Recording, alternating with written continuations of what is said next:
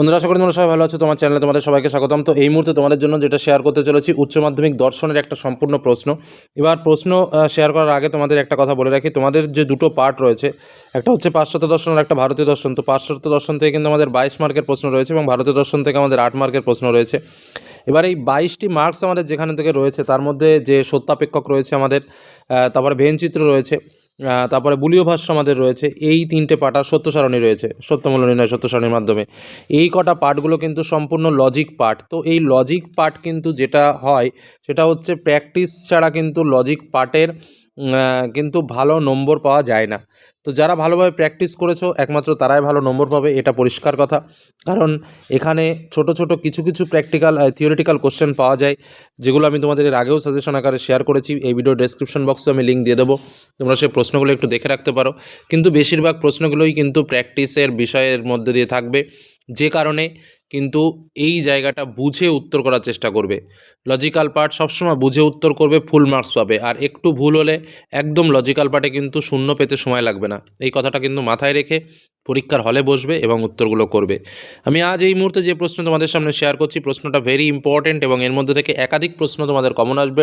বিশেষ করে আমি তোমাদের বলে, যেটা যারা দুর্বল প্রকৃতির রয়েছে তাদের তো স্পেশাল কিছু জায়গা রয়েছে, যেমন মিলের পদ্ধতি। আমি এটা একটু আলোচনা করি। মিলের পদ্ধতি, এখান থেকে একটা 6 মার্ক কোশ্চেন তোমাদের পরীক্ষাতে আসবেই, অর্থাৎ তোমরা এখান থেকে একটা 6 মার্ক কোশ্চেন লিখতে পারছ। আর ওদিকে তোমার 6 মার্ক আর একটা কোশ্চেন যেটা রয়েছে সেটা হচ্ছে রবীন্দ্রনাথ, গান্ধীজি এবং তোমার বিবেকানন্দ। তো এই তিনটে থেকে দুটো 6 মার্কস, অর্থাৎ মোট কিন্তু আমাদের 3টে 6 মার্কের কোশ্চেন কিন্তু আসছে, এবং খুব সহজে এই 3টে 6 মার্কের কোশ্চেন কিন্তু আমরা কমন পড়ে ফেলতে পারি। কারণ আমাদের এই 3টে 6 মার্কস পড়ার জন্য জাস্ট মিলের পরীক্ষাগুলো পড়তে হবে, বিবেকানন্দ পড়তে হবে, রবীন্দ্রনাথ পড়তে হবে আর গান্ধীজি পড়তে হবে। এই 4টে পার্ট পড়লে কিন্তু আমরা 3টে 6 মার্কের প্রশ্ন কিন্তু ইজিলি পাবো। যদিও মিলের পরীক্ষা যেটা বা পদ্ধতি যেগুলো রয়েছে তার মধ্যে মোস্ট ইম্পর্ট্যান্ট পদ্ধতিগুলো আমি তোমাদের এর আগেও বলেছি। যেহেতু এবার দর্শন পরীক্ষা, সেহেতু আমাদের 3টে পদ্ধতি কিন্তু স্পেশালি খুব ভালো করে পড়তেই হবে। তো চলো আজকের এই আলোচনায় আমরা একটু প্রশ্নগুলো দেখে নিই, কেমন প্রশ্ন আমাদের পরীক্ষাতে আসতে চলেছে সেটাও আমরা বুঝবো। আর যেহেতু সাজেশনে আমি তোমাদের সমস্ত কিছু তুলে ধরেছি, সেহেতু আর নতুন করে বলার কিছু নেই আর কি পড়তে হবে। তো চলো প্রশ্নটা আমরা একটু দেখে নেওয়া যাক। প্রথম প্রশ্ন, প্রথমে আমাদের 2 মার্কের প্রশ্ন লিখতে হবে। তো স্বাভাবিকভাবে 5টা প্রশ্ন লিখতে হবে। প্রথম প্রশ্ন রয়েছে, ভ্যারিয়েবল বা গ্রাহক কি, একটি দৃষ্টান্ত দাও। নিঃশূন্য বচন কাকে বলে? সংকেত বা প্রতীক কাকে বলে? যদি পি সত্য হয় তবে পি ভেল কার্ল পি এর সত্যমূল্য কী হবে? যদি পি সত্য হয় কিউ মিথ্যা হয় তবে কার্ল পি ভেল কার্ল কিউ এর সত্যমূল্য কী হবে? সাংকেতিক প্রতিক্রিয়া প্রকাশ করো। রাম এবং শ্যাম উভয়ই দেশের জন্য উপযুক্ত। একটা সাংকেতিক ভাষায় লিখতে হবে। আচ্ছা, বুলীয় লিপিতে প্রকাশ করো, সাংবাদিকগণ উপস্থিত। আবার আর একটা দিয়েছে, বুলীয় লিপিতে প্রকাশ করো, ছাত্ররাই জাতির ভবিষ্যৎ। তারপরে হচ্ছে ভেনচিত্র অঙ্কন করো, সত্য সুন্দর। আর একটা রয়েছে, ভেনচিত্র অঙ্কন করো, কিছু অয়েস 9 পি। ঠিক আছে, এগুলো 2 মার্কের কোশ্চেন। তারপরে আমরা চলে আসবো 4টি প্রশ্নের মধ্যে যে কোনো 2টি প্রশ্নের উত্তর দাও, যেটা আমাদের 3 মার্ক কোশ্চেন। তো এর মধ্যে কী কী প্রশ্ন রয়েছে? প্রথম প্রশ্ন, গ্রাহক ও ধ্রুবকের মধ্যে পার্থক্য উদাহরণ সহ লেখো। দ্বিতীয় প্রশ্ন, এ বচনের অ্যারিস্টটলীয় আকার, বুলীয় ভাষ্য এবং ভেনচিত্র কী? এ বচনের অ্যারিস্টটলীয় আকার, বুলীয় ভাষ্য এবং ভেনচিত্র কী? সি দাগের প্রশ্ন রয়েছে, বৈজ্ঞানিক আরোহ অনুমানের উদাহরণ সহ সংজ্ঞা দাও। ডি দাগের প্রশ্ন রয়েছে, বচনাকারের সত্যমূল্য নির্ণয় করো। পি ভেল কিউ ব্র্যাকেটে আছে, তারপরে ভেল, তারপরে কার্ল, তারপরে পি কিউ। ঠিক আছে। আচ্ছা, তারপরে চলে আসো, কার্ভেত রিড কীভাবে কারণের লক্ষণ দিয়েছেন?